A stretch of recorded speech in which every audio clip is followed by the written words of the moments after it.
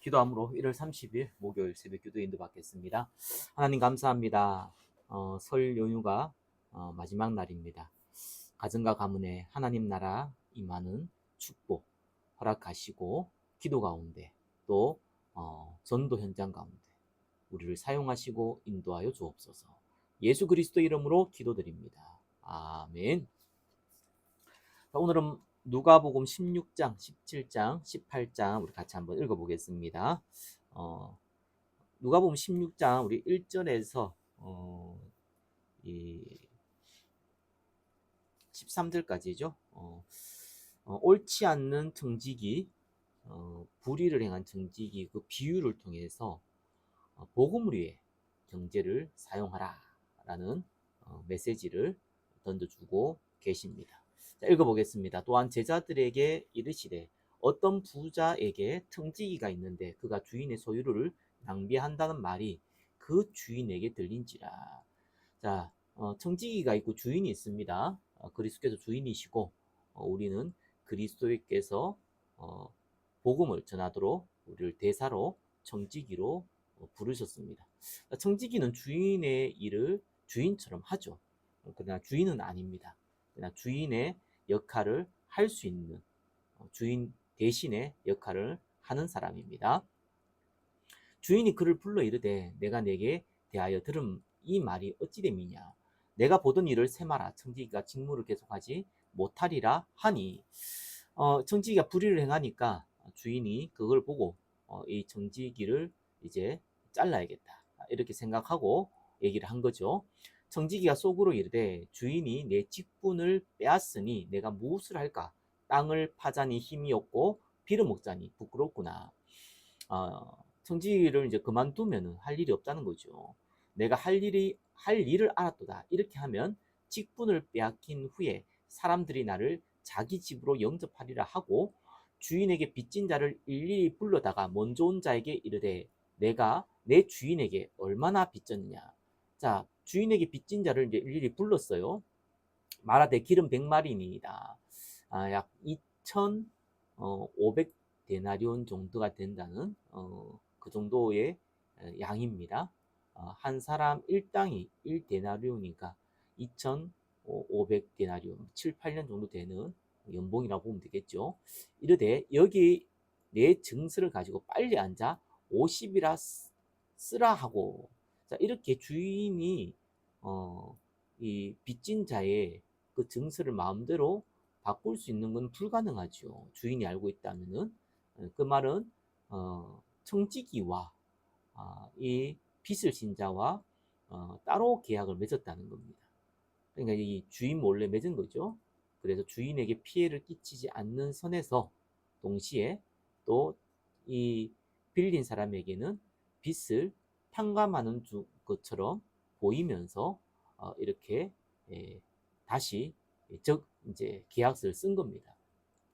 또 다른 이에게 이르되 너는 얼마나 빚졌냐 이르되 밀백석이니이다 이르되 여기 내 증서를 가지고 80이라 쓰라 하였는지라. 주인이 이 옳지 않은 청지기가 이를 지혜 있게 하였으므로 칭찬하였으니 이 세대의 아들들이 자기 시대에 있어서는 빛의 아들들보다 더 지혜로우니라. 자, 청지기가 불의하게 주인 몰래 이런 이자놀이를 한 것 같습니다. 원래 이스라엘 사람들 이자놀이를 못 하거든요. 법적으로 안 되게 되어 있습니다.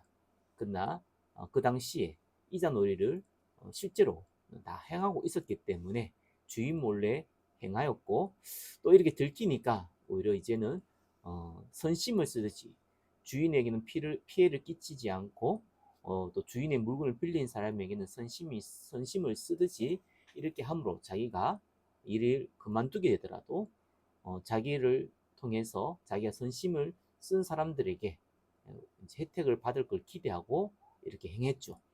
그러니까 이 시대에 이 사람들이 빛의 아들들 구원받아 하나님의 자녀들보다 더 지혜롭다 이렇게 말씀하신 겁니다. 내가 너희에게 말하노니 불의의 재물로 친구를 사귀라. 자, 여기 불의의 재물은 불법으로 얻은 재물이 아니라 세상의 재물로 보면은 정확합니다. 그리하면 그 재물이 없어질 때에 그들이 너희를 영주할 것으로 영접하리라. 세상의 재물 가지고 사람들을 섬기면은 오히려 저와 여러분이 어려워질 때 그들이 나름 도와줄 수 있다 이런 말입니다. 지극히 작은 것에 충성된 자는 큰 것에도 충성되고 지극히 작은 것에 불의한 자는 큰 것에도 불의하느라. 자, 이러면서 너희가 만일 불의한 재물에도 충성하지 아니하면 세상의 재물이죠. 세상의 재물을 가지고도 복음에 쓰지 못한다면 누가 참된 것으로 너희에게 맡기겠느냐? 하나님께서 너희에게 영적인 걸 맡기겠냐? 이 말입니다. 너희가 만일 남의 것에 충성하지 아니하면 누가 너희의 것을 너희에게 주겠느냐? 저와 여러분들이 이 남의 것, 그러니까 세상의 것이죠. 세상의 것을 가지고 충성하지 않는다면 그것을 가지고 복음 위에 쓰지 못한다면은 너희의 것을 너희에게 주겠냐? 진짜 하나님께서 주겠냐? 집 하인이 두 주인을 섬길 수 없나니 혹 이를 미워하고 저를 사랑하거니와 하거나 혹 이를 중히 여기고 저를 경히 여길 것임이니라. 너희는 하나님과 재물을 겸하여 섬길 수 없느니라. 자, 하나님과 재물을 겸하여 섬길 수 없다. 이 말을 함으로써 재물을 복음 위에 사용하지 못하고 재물을 욕심으로 가지고 있으면 결국 하나님께 우상 숭배하는 것이다 라는 얘기입니다. 자, 14절에 18절에는 돈을 좋아하는 바리새인들을 책망하는 장면입니다. 자, 예수님께서 복음을 위해 돈을 쓰라 이렇게 얘기하니까 바리새인들은 돈을 좋아하는 자들이라 이 모든 것을 듣고 비웃건을 예수께서 이르시되 너희는 사람 앞에서 스스로 옳다 하는 자들이나, 자, 이들은 율법을 나름대로 지킨다고 하는 사람들이죠. 그래서 자기는 옳다 이 말입니다. 돈은 좋아하기 때문에 왜 내가 돈을 가지고 하나님 나라에 쓰냐 이렇게 해서 비웃었던 사람들이죠. 그래서 예수님이 그들의 속마음을 드러내는 것입니다. 너희 마음을 하나님께서 아시나니 사람 중에 높임을 받는 그것은 하나님 앞에 미움을 받는 것이니라.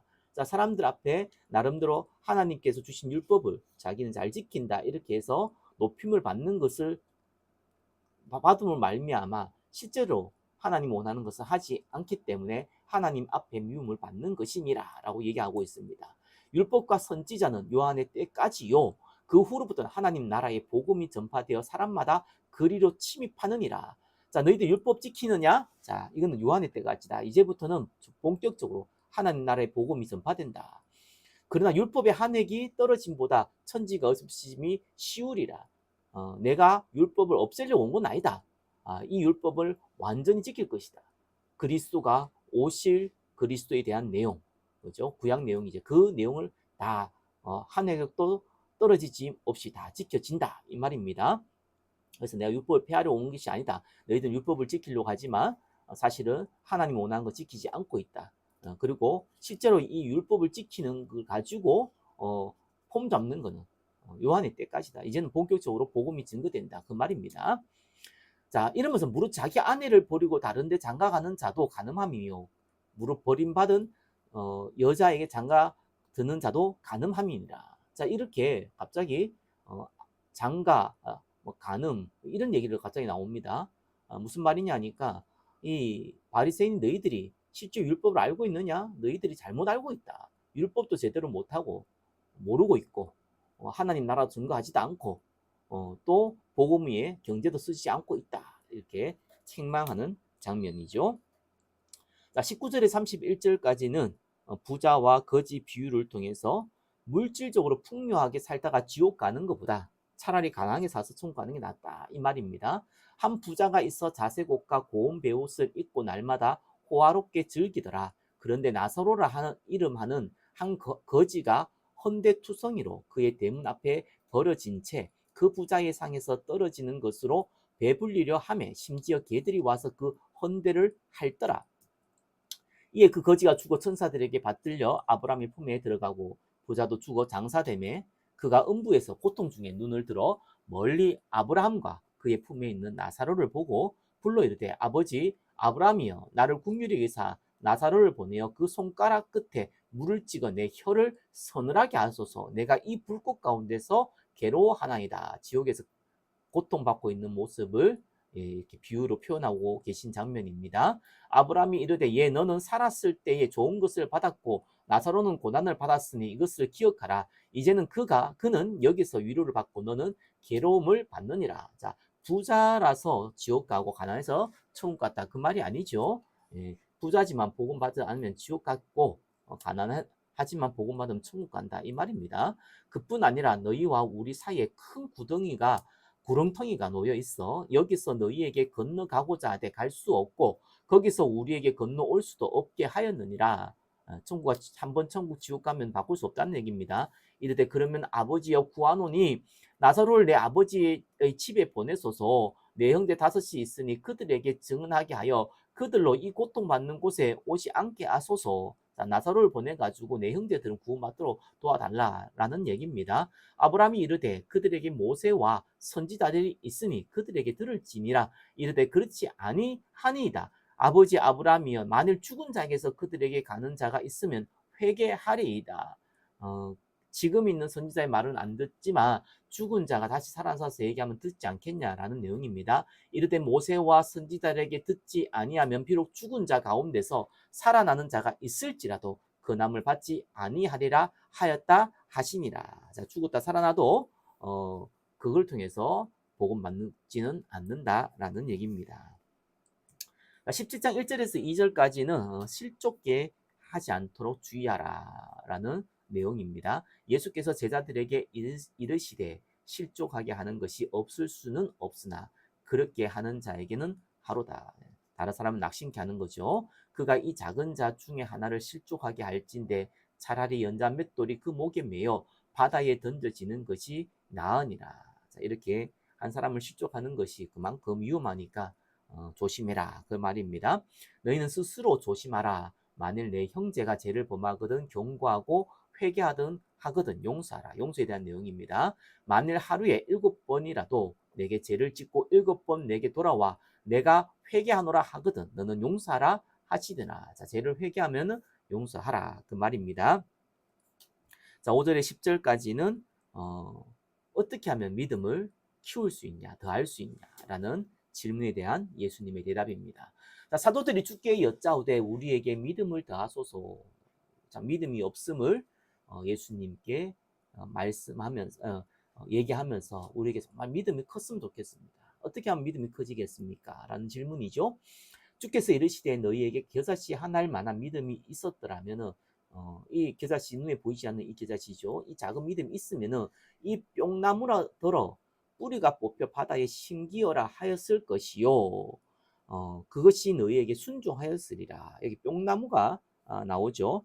팔레스타인의 뿅나무는 그 뿌리의 힘이 굉장히 강하고 600년까지도 살 수 있는 그러한 나무입니다. 예. 그 나무를 뽑혀서 그것도 바다에 뿅나무가 심어질 수 없죠. 근데 심기어라 하면은 심겨질 있을 만큼 겨자씨 하나를 믿음만 있어도 사실상 일이 된다는 얘기입니다. 그러면서 제자들이 물었잖아요. 어떻게 하면 이 믿음을 키울 수 있냐? 여기에 대답을 하고 있습니다. 너희 중 누구에게 밭을 갈거나 양을 치거나 하는 종이 있어 밭에서 돌아오면 그대로 곧 와 앉아서 먹으라 말할 자가 있느냐? 자, 종이 밭을 가고 양을 치는데 돌아왔는데 주인이 아이고 수고해서 와서 밥 먹어라 이러지 않고 오히려 도리어 그대로 내 먹을 것을 준비하고 띠를 띠고 내가 먹고 마시는 동안에 수종 들고 너는 그 후에 먹고 마시라 하지 않겠느냐? 자, 일하고 돌아왔어도 자, 주인이 먹어야 되기 때문에 빨리 먹을 거 준비하고 또 먹을 동안 수종 들으라는 거예요. 그 후에 종이 먹고 마신다는 거예요. 명한 대로 하였다고 종에게 감사하겠냐? 종이 시킨 대로 주인 시킨 대로 하였는데 주인이 종에게 아이고 고맙다 그렇게 얘기하겠냐는 거예요. 당연히 해야 될 일을 했잖아요.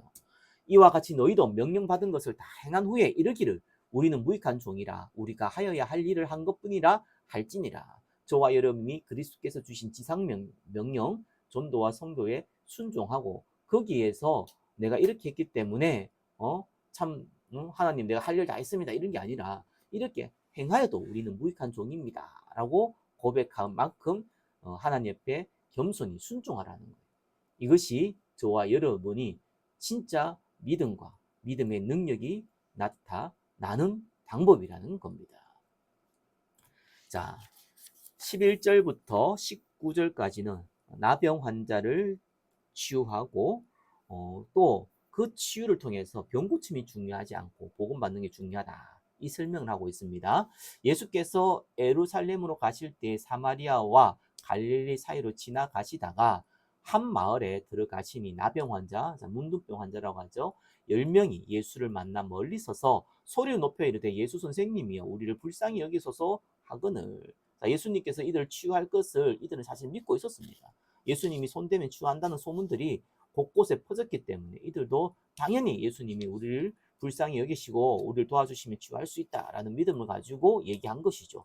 보시고 이르시되 가서 제사장들에게 너희 몸을 보이라 하셨더니 그들이 가다가 깨끗함을 받은지라. 자, 이들에게 직접 고치시지 않고 가서 제사장에게 보이라 했습니다. 고침을 받은 자가 제사장들에게 보일 수 있는데 예수님이 그대로 고치시지 않고 가라 했어요. 근데 이들은 실제로 믿고 갔습니다. 가다 보니까 깨끗함을 받은 거예요. 고침 받은 거예요. 그 중에 한 사람이 자기가 나은 것을 보고 큰 소리로 하나님께 영광을 돌리며 돌아와 예수의 발 앞에 엎드려 감사하니 이는 사마리아 사람이라. 자, 하필 또 사마리아 사람을 예화를 들죠. 예, 유대인들은 안 돌아왔다 이 말입니다. 어떻게 보면은 사마리아 사람이 돌아온 거예요. 예수께서 대답하여 이르시되 10사람이 다 깨끗함을 받지 않았느냐? 아니 10명을 치유받았지 않냐? 왜 그 9은 어디 있냐? 이 말입니다. 이 이방인 외에는 하나님께 영광을 돌리러 온 자가 없느냐 하시고 그에게 이르시되 일어나 가라 내 믿음이 너를 구원하였느니라 하시더라. 자, 이렇게 예수님께 와서 무릎 꿇고 복음받고 구원받은 거죠. 육신의 치유뿐만 아니라 영원한 치유를 받은 겁니다. 그러나 나머지 사람들은 육신의 치유는 받았지만 영적 치유, 구원은 받지 못한 것을 비유를 통해서 이 사건을 통해서 알려주셨습니다. 자, 누가복음 17장 20절에서 21절은 바리새인이 하나님 나라, 바로 예수님 그리스도가 오는 초림이죠. 초림이 있고 재림이 있죠. 초림은 예수님이 오신 겁니다. 그리스도가 오신 겁니다. 그 초림에 대해서 물었어요. 예수님을 그리스도로 믿지 않고 있었기 때문에 바로 그리스도, 자기들이 기다리는 메시아가 오면 어떤 일이 언제 이 초림이 임합니까? 그리스도가 오십니까? 라고 질문한 겁니다. 바리새인들이 하나님의 나라가 어느 때에 임하니까 이 말이죠. 바로 그리스도가 언제 옵니까? 왜냐하면 그리스도가 오면은 로마 시대에 지금 이 속국이 되는데 여기서 해방받고 또 자기 나라가 이스라엘이 다윗 시대처럼 영화를 누릴 것을 기대하면서 물었던 질문입니다. 예수께서 대답하여 이르시되 하나님의 나라는 볼 수 있게 임하는 것이 아니요 이미 임했는데 이들처럼 딱 눈에 보이는 것이 아니라는 겁니다. 또 여기 있다 저기 있다고도 못하리라. 하나님의 나라는 너희 안에 있느니라. 자, 예수님께서 이 세례요한부터 천국은 침노를 당한다 그랬죠. 예수님이 주인 되는 곳이 바로 하나님 나라입니다. 이들이 초림에 대해서 물었지만 또 기대하면서 물었지만 이들이 예수님을 그리스도로 인정하지 못하고 이미 하나님 나라가 임한 것을 알지 못하기 때문에 예수님이 이렇게 대답을 하셨습니다. 자, 22절에서 37절까지는 예수님께서 초림이 아니라 재림에 대해서 설명하는 장면입니다.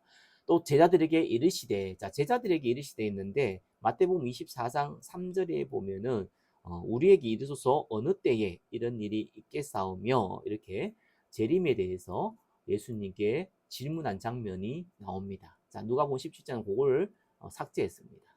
그대로 연결해서 적어놨죠. 그래서 제자들의 재림에 대해서 물었고 예수님은 재림에 대해서 얘기하고 있는 겁니다. 또 제자들에게 이르시되 때가 이르리니 너희가 인자의 날 하루를 보고자 하되 보지 못하리라. 사람이 너희에게 말하되 보라 저기 있다 보라 여기 있다 하리라. 그러나 너희는 가지도 말고 따르지도 말라.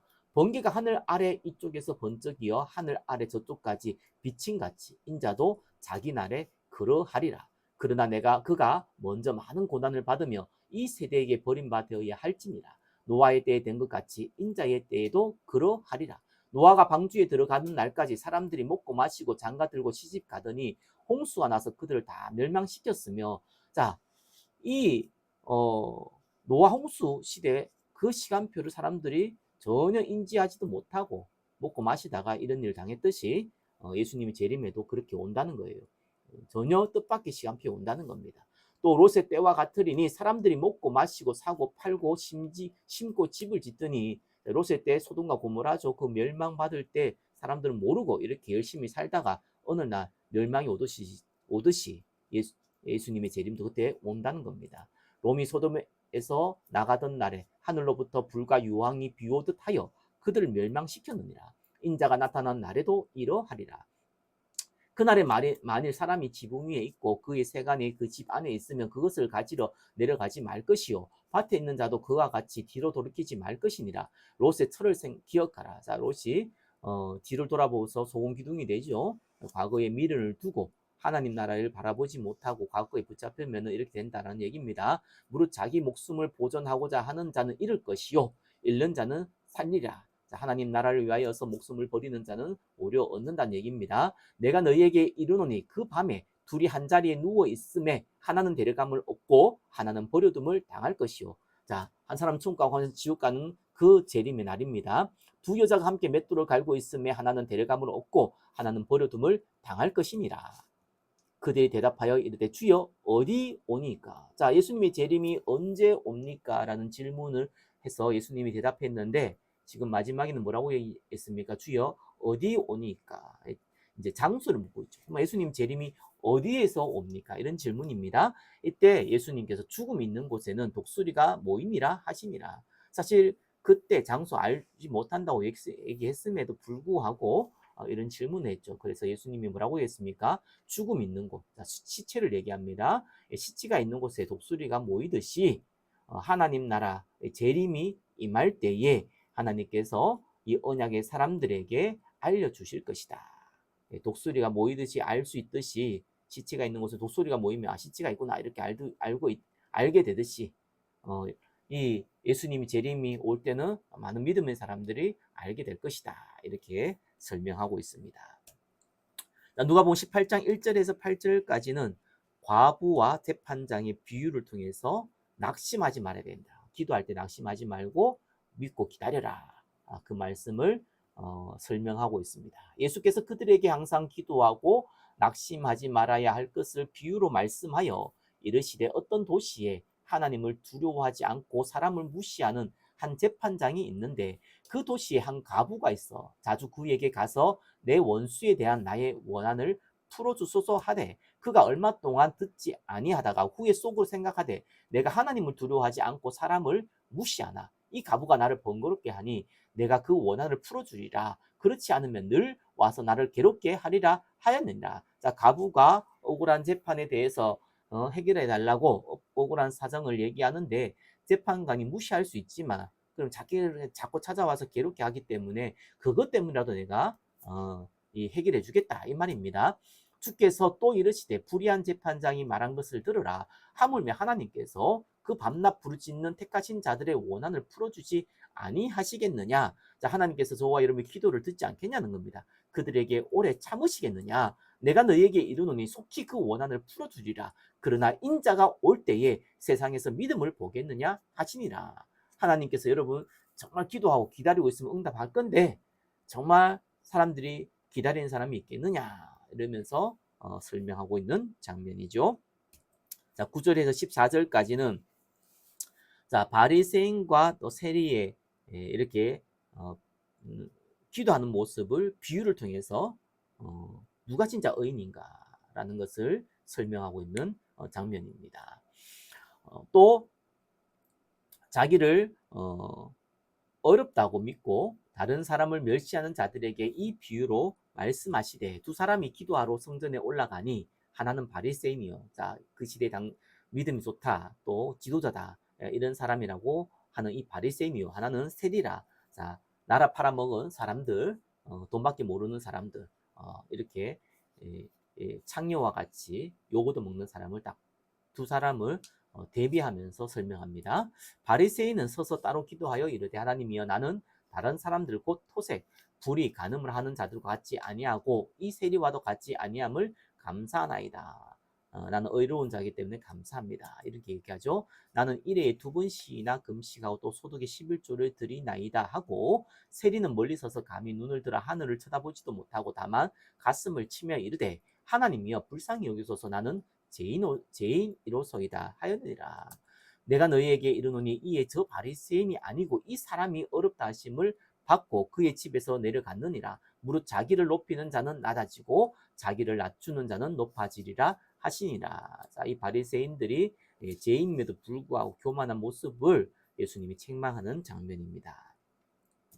15절에서 17절까지는 어린아이들이 자기에게 오는 것을 금하지 말라라는 내용입니다. 사람들이 예수께서 만져주심을 바라고 자기 어린아이를 데리고 오매 제자들이 보고 꾸짖거늘 예수께서 그 어린아이들을 불러 가까이 하시고 이르시되 어린아이들이 내게 오는 것을 용납하고 금하지 말라.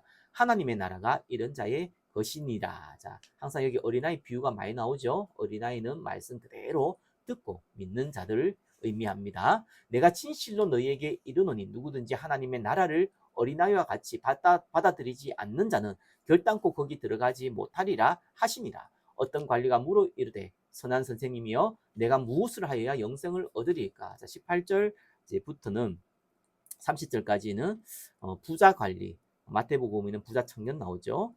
그 비유를 통해서 복음을 위하여 예수님을 따르는 삶을 살아라 라는 내용입니다. 어떤 관리가 물어 이르되 선한 선생님이여 내가 무엇을 하여야 영생을 얻으리까? 예수께서 이르시되 내가 어찌하여 나를 선하다 일컫느냐? 하나님 한 분 외에는 선한 이가 없느니라. 내가 계명을 안 하니 간음하지 말라, 살인하지 말라, 도둑질하지 말라, 거짓 증언하지 말라, 내 부모를 공경하라 하였으니라. 여짜오되 이것은 내가 어려서부터 다 지켰나이다. 예수께서 이 말을 들으시고 이르시되 내게 아직도 한 가지 부족한 것이 있으니 내게 있는 것을 다 팔아 가난한 자들에게 나눠주라. 그리하면 하늘에서 내가 보화가 있으리라. 내게 보화가 있으리라. 그리고 와서 나를 따르라. 자, 여기서 핵심은 나를 따르라는 것이죠. 또 복음 위에 물질을 사용하라는 얘기입니다. 그 사람이 큰 부자이므로 이 말씀을 듣고 심히 근심하더라. 예수께서 그를 보시고 이르시되 재물이 있는 자는 하나님의 나라에 들어가기가 얼마나 어려운지 낙타가 바늘귀로 들어가는 것이 부자가 하나님의 나라에 들어가는 것보다 쉬우니라 하시니 듣는 자들이 이르되 그런즉 누가 구원을 얻을 수 있습니까? 있나이까? 부자가 천국 가는 것이 낙타가 바늘귀 들어가는 것보다 어렵다 그러니까 누가 가능하겠냐라는 질문이죠. 이르시되 무릇 사람이 할 수 없는 것을 하나님은 하실 수 있느니라. 저와 여러분이 제 문제 해결할 수 없고 부자일수록 더 복음 받을 수 없지만 이 하나님은 할 수 있다. 하나님의 성령의 역사로 할 수 있다라는 얘기입니다. 베드로가 여짜오되 보옵소서 우리가 우리의 것을 다 버리고 주를 따랐나이다. 자, 베드로는 실제로 다 버리고 예수님을 따랐죠. 이르시되 내가 진실로 너에게 이르노니 하나님의 나라를 위하여 집이나 아내나 형제나 부모나 자녀를 버린 자는, 자, 이게 버린다는 다 버렸다는 것이 아니죠. 우선순위를 하나님의 나라에 두었기 때문에 집과 아내, 형제, 부모와 자녀와 이 하나님 나라와 부딪히게 될 때 하나님 나라를 먼저 선택하는 자를 얘기합니다. 현세의 여러 배를 받고 내세의 영생을 받지 못할 자가 없느니라 하시니라. 자, 이 땅에서 축복받고 당연히 천국 간다는 얘기죠. 31절 34절까지는 예수님의 부활과 죽음과 부활을 다시 설명하는 장면입니다. 예수께서 12제자를 데리시고 이르시되 보라 우리가 예루살렘으로 올라가노니 선지자를 통하여 기록된 모든 것이 인자에게 응하리라. 인자가 이방인들에게 넘겨져 희롱을 당하고 능욕을 당하고 침뱉음을 당하겠으며 그들은 채찍질하고 그를 죽일 것이나 그는 3일 만에 살아나리라 하시되 제자들이 이것을 하나도 깨닫지 못하였으니 그 말씀이 감치였으므로 그들이 그 이르신 바를 알지 못하였더라. 자, 35절에서 43절까지는 맹인의 믿음을 보고 그 맹인을 치유하는 장면입니다. 여리고에 가까이 가셨을 때에 한 맹인이 길가에 앉아 구걸하다가 무리가 지나감을 듣고 이 무슨 일이냐고 물은데 그들이 나사렛 예수께서 지나가신다 하니 맹인이 외쳐 이르되 다윗의 자손 예수여 나를 불쌍히 여기소서 하거늘. 자, 이 맹인은 예수님을 뭐라고 표현했냐니까 다윗의 자손이라고 얘기했습니다. 다윗의 자손 메시아를 지금 의미하고 있죠.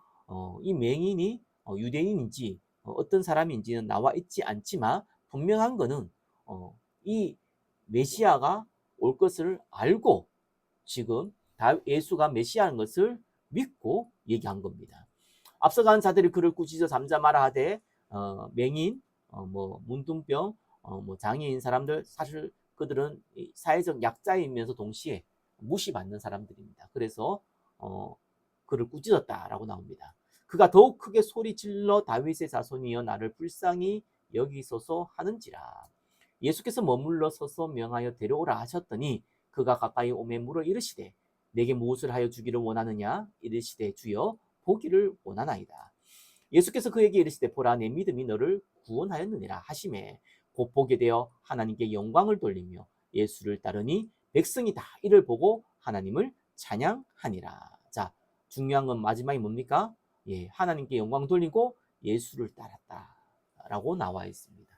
자, 이렇게 믿음을 가지고 치유받는 사람이 있고요. 그 상관없이 하나님 또 치유하는 사람도 있습니다. 중요한 거는 치유받고 예수를 믿는 게 중요하죠. 복음 받는 게 중요합니다. 자, 이렇게 해서 누가복음 18장이 마무리되었습니다. 오늘 설 연휴 마지막입니다. 끝까지 가정과 가문에 하나님 나라 두고 기도하시고 응답 받으시기를 예수 그리스도 이름으로 축원합니다. 기도하겠습니다. 하나님의 나라가 우리의 현장과 가문에 임하게 하옵소서. 예수 그리스도 이름으로 기도드립니다. 아멘.